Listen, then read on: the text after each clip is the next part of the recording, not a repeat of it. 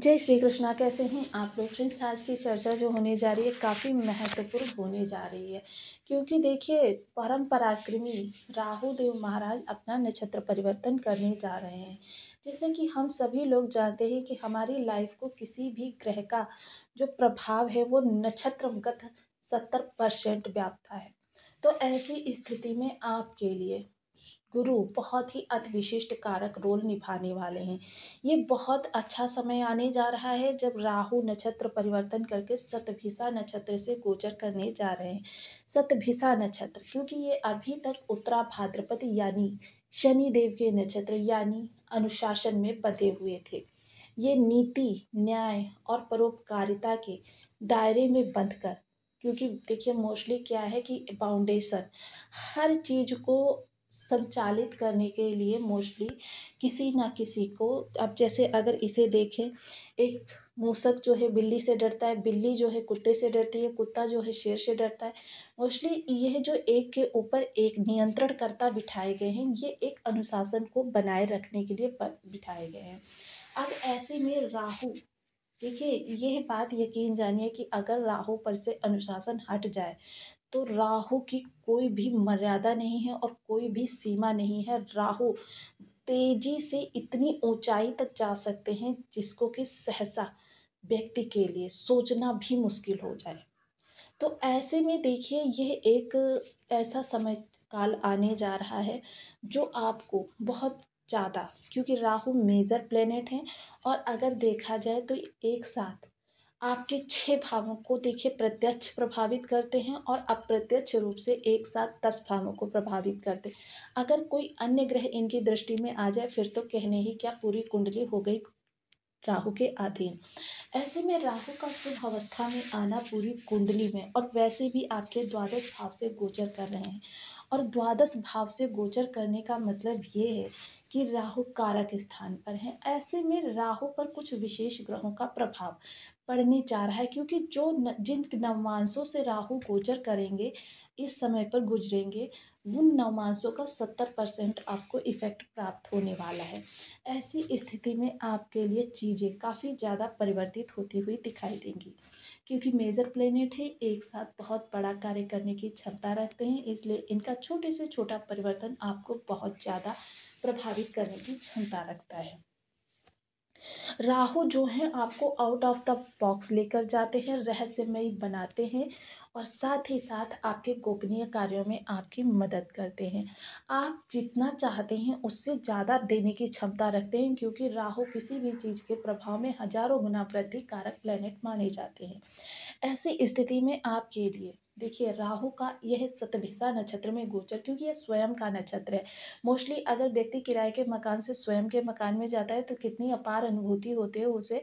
Same वही चीज़ समझ लीजिए कि इस समय नियंत्रण से निकल कर राहु स्वयं के नक्षत्र में जा रहे हैं, यानी तो किस तरीके का इनका प्रभाव रहने वाला है जानेंगे इस वीडियो के माध्यम से।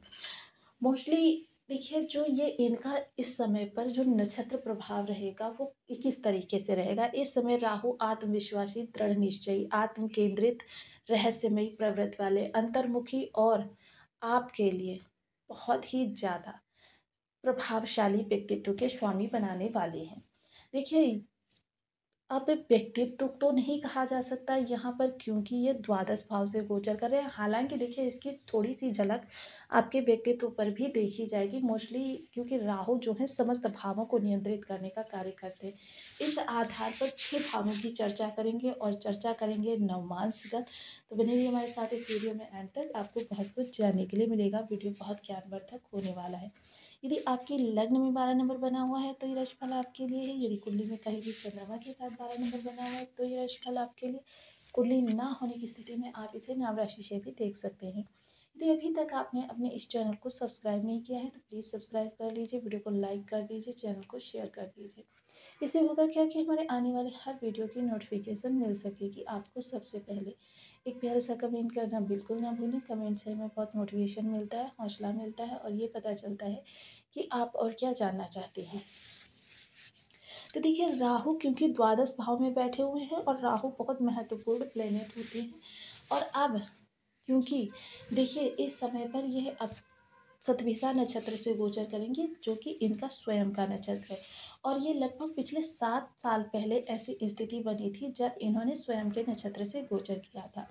अब यह 7 वर्ष बाद राहु स्वयं के नक्षत्र में जा रहे हैं और 7 वर्ष बाद कुछ इस प्रकार की स्थितियों का निर्माण करने जा रहे हैं जो आपके लिए आपको आह्लादित करने वाली हो जाए। क्योंकि आह्लादित तो तभी व्यक्ति होता है जब उसकी संपूर्ण इच्छाएं उसकी उम्मीद से ज़्यादा पूरी होती हैं।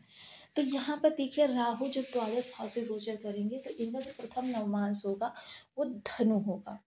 अब धनु क्या होता है? धनु देखिए गुरुदेव का प्रभाव रहेगा यहाँ पर।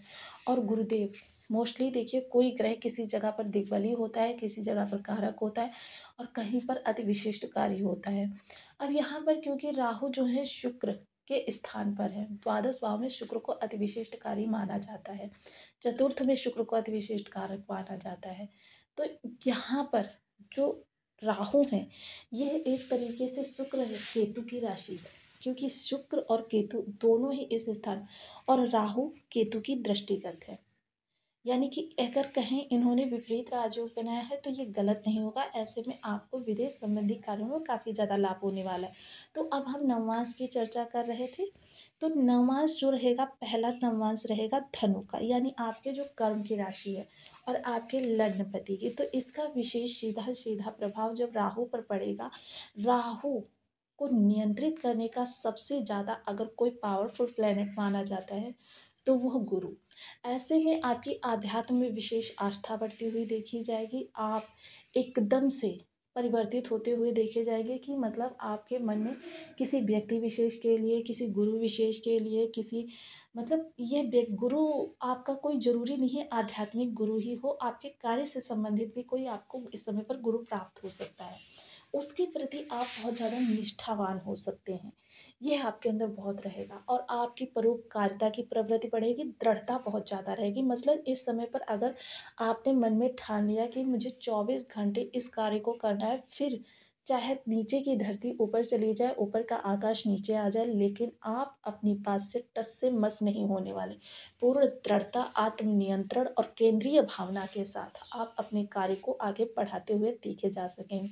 पूर्ण इस समय पर आपके अंदर निष्ठा बढ़ी रहेगी। यानी कि इस समय पर देखिए थोड़ा सा एक चीज़ की भावों को छिपाना तो आपको आता होगा, लेकिन अगर आपको भावों को छिपाना पड़ रहा है और किसी व्यक्ति के प्रति आपकी निष्ठा है तो आप उसकी गोपनीय तरीके से मदद करते हुए भी देखे जाएंगे।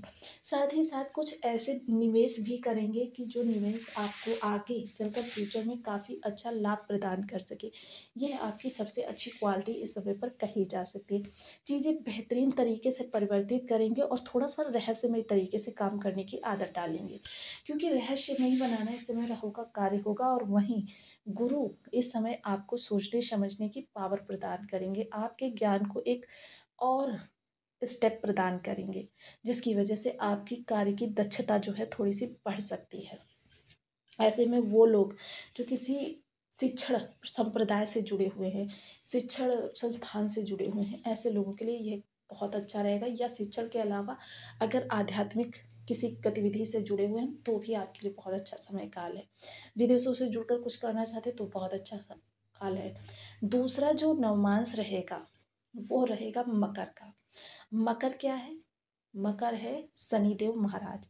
पूर्ण कह सकते हैं एक ऐसा साम्राज्य स्थापित करने जा रहे हैं राहु महाराज, जिस साम्राज्य के लिए अगर कहें कि यह आपके लिए अतिशयोक्ति नहीं होगी। देखिए शनि और राहु को समझकर कुछ लोग यहाँ पर थोड़ा सा शंकित हो सकते हैं, लेकिन देखिए यहाँ शंका को कोई विशेष प्रावधान नहीं है, क्योंकि नक्षत्र, क्योंकि टार्च आवरण ही तो चढ़ा है, आवरण चढ़ा है तो इसका मतलब ये नहीं है कि ग्रह आपके लिए प्रभाव जो है वो गलत देगा। आवरण चढ़ा है, थोड़ा सा आपके जो कार्य हैं वो धीमी गति से तो होंगे, लेकिन क्या होगा कि आपको जो कार्य होंगे वो दृढ़ इच्छा शक्ति के साथ होंगे, एकाग्रचित्ता के साथ होंगे। थोड़ा सा आप आगे की सोच कर भी इस समय पर प्लानिंग करेंगे। मोस्टली जो लोग प्लानिंग करते रहते हैं उनके लिए ये बहुत अच्छा इस समय पर नवांश रहने वाला है। अगर आप विदेशों से जुड़ना चाहते हैं, विदेशों से जुड़कर काम करना चाहते हैं, हार्ड वर्किंग तो रहेंगे आप, लेकिन इस समय इस सब लोगों को भी आपका फुल सपोर्ट प्राप्त होता हुआ दिखाई देगा। जो भी कार्य आप करना चाहते हैं, जैसे मैंने कहा ना, आपको गुरु की प्राप्ति हो सकती है, तो ज़रूरी नहीं है वो गुरु आपके आध्यात्म से ही जुड़ा हुआ हो, किसी भी चीज़ से जुड़ा हुआ गुरु इस समय आपको प्राप्त हो सकता है, आपकी अपार निष्ठा का स्वामित्व प्राप्त कर सकता है। क्योंकि ये कर्म की राशि है, तो इस समय आप कर्मठता में अग्रणी रहने वाले हैं। यानी अगर आपके किसी कार्य क्षेत्र के बारे में हम चर्चा करें, तो उस कार्य में अन्य लोगों का भी कार्य इस समय पर आप करते हुए देखे जा सकते हैं, जिससे आपकी बौद्धिक क्षमता निखरेगी और आपके में परोपकारिता की जो ये भावना है, वह आपके लिए कुछ ऐसे लोगों को भी जोड़ेगी। मोस्टली तो लोग आजकल स्वार्थी होते हैं कि किस तरीके से आपसे काम निकलवा लेते हैं, बाद में आपको भूल जाते हैं। लेकिन यह समय काल ऐसा रहेगा कि इस समय पर आपसे कुछ ऐसे लोग भी जुड़ेंगे जो आपके साथ आपकी हर अच्छी बुरी सिचुएशन में आपके साथ कंधे से कंधा मिलाकर चलने वाले होंगे, क्योंकि इस समय आपकी जो ये हेल्प होगी, ये उनको काफ़ी लाभ प्रदान करेगी। तो ये समय काल आपके इस दृष्टिकोण से, यानी जो रिलेशंस के दृष्टिकोण से भी बहुत अच्छा रहने वाला है। मोस्टली अगर फाइनेंशियल स्टेटस की चर्चा करें, तो इस दौरान आप, क्योंकि कर्मठ बहुत ज़्यादा है, राहु की तीव्र बुद्धि बढ़ने वाली है, तीक्ष्णता बढ़ने वाली है, जिसकी वजह से आपकी कर्मठता में विशेष और धन वृद्धि होती हुई देखी जाएगी। मोस्टली क्या है, ये द्वादश भाव है। और देखिए, धन के हम 3 भाव मानते हैं, एक आने का, एक जाने का और एक धन रखने का। मोस्टली देखिए, धन आप कहीं भी रखते हैं, कुछ लोग आप प्रॉपर्टी में इन्वेस्ट करते हैं, कुछ लोग बैंक में इन्वेस्ट करते हैं, कुछ लोग ऐसे ही बॉन्ड वगैरह लेने का कार्य करते हैं। तो जो भी कार्य करते हैं वो तीसरा भाव हो जाता है। ऐसे में धन, क्योंकि अगर आपका धन सही दिशा में जाएगा, तभी तो आपको उसका रिटर्न जो है बहुत अच्छा गेन प्राप्त हो सकेगा। यह समय काल आपके लिए बहुत ही उत्तम रिस्पॉन्स लेकर आता हुआ दिखाई देगा। तीसरी राशि जो होगी वह कुंभ की राशि होगी, यानी कि शनिदेव की लाभ की राशि, जिसे कि बेहद महत्वपूर्ण माना जाता है। ऐसे में जब कुंभ राशि से ये गोचर करेंगे, तो यह समय होगा कि आप के पास जो धन आएगा, यानी आपकी बुद्धि इस तरीके से कार्य करेगी कि 1 रुपये से 1 लाख